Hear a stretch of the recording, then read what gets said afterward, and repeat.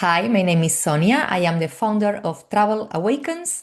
I help purpose-driven travel professionals design and sell transformational, meaningful offers so they can attract more clients, make a bigger impact, and build a more profitable business. Today, I'm here to talk about the perfection paralysis, the analysis paralysis, and how this is costing you clients as a travel professional, as a travel business. So I know if you are here, if you are part of this community, if you are following me and you have a purpose-driven travel business, I'm sure that you care about quality. You care about doing things right. And this is an important, of course, aspect of your business because it reflects who you are and that you care about value and giving value to your clients. And that's a good thing. The problem starts when we are looking for perfection, when we want this quality to be at certain level that is costing us lots of time, effort, energy, and eventually it sabotages us. Is a way of self-sabotaging our business because if we are honest, perfection does not exist, right? Even if you have a huge, high quality content, freebie, social media post, website would never be perfect. Always someone will find something to complain about, to say it's not good enough, etc. So if we start from that base, from the premises that perfection does not exist, it's logical that seeking perfection or looking for perfection is a way of self-sabotage because we are looking for something that is not existing at the cost, at the expense of our time, energy, and of course, getting new clients and doing something that will help us to grow our business fast. So the problem is that it can come from different ways. Okay, so the base of this problem, it can come from childhood patterns. Maybe as a child, your parents or some role, authority figures were too demanding of your level of performance. Maybe at the school, they ask out of you the best scores and it was never good enough. Maybe you had critical parents when you were a child or, teachers that were always focusing on what was missing, what was not perfect. So you learn, and not fault of your own, you learn this was the way to perform. This was what was asked of you to be exactly perfect. Because if it was something that was not perfect, you will be maybe ashamed or criticized or judged, right? So subconsciously you learn from that from your childhood, so you are now as an adult, as a business owner, looking for this perfection, not knowing that or not realizing that is actually, as I said, it costs you your business and grow your business, and this is painful. This procrastination, the fact that you maybe spent months on something that could be created in weeks or even days, is painful, and you cannot go longer like this for long because your business is impacted negatively, and not only your business but also your clients or the potential clients that you are here to help, that are out there looking for you, looking for your services. They cannot find you because they don't know you exist, because you are still behind the scenes in your desk creating this perfect retreat or this perfect trip or this perfect program, and you are not ready yet to launch it because it's not perfect, right? And this can be years and years, and your clients are out there looking for solutions that you have, but you are not launching because you are still working on them. So we have to find this healthy balance. So we agree that we cannot launch something that's not good.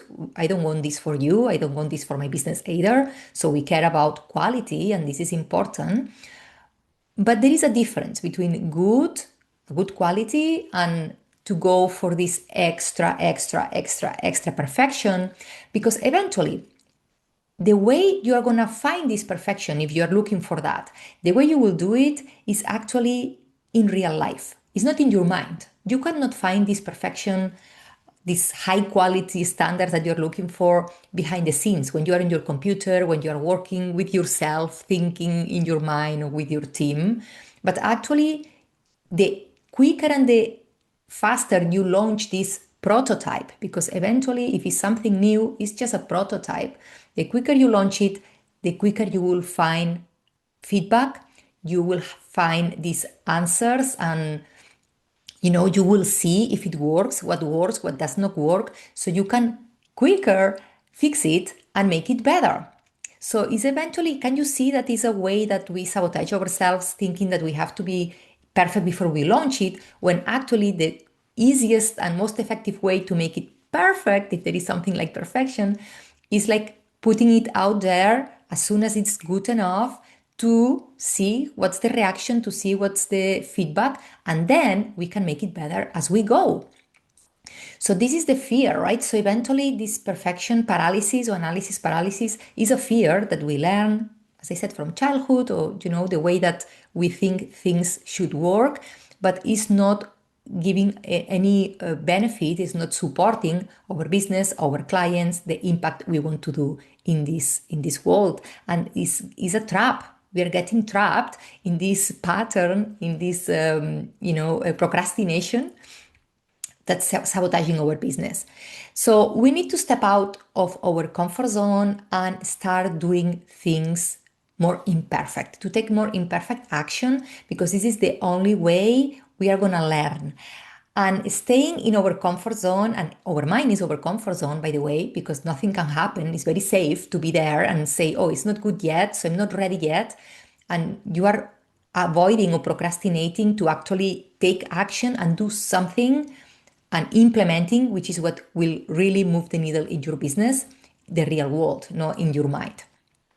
So you have to find this balance between moving forward and actually give the quality, because this is very difficult to do on your own. So from my experience, if the subjective perspective that we have as human beings don't let us see things in a way that's objective, because we are seeing it from our lenses and from who we are. So we usually need somebody, a community, a coach, a mentor, somebody out there who gives us feedback professionally and tell us, okay, this is now good enough to launch. Okay, so I know it's scary, I know you don't feel ready, but you have to launch that, and this is something we can do together.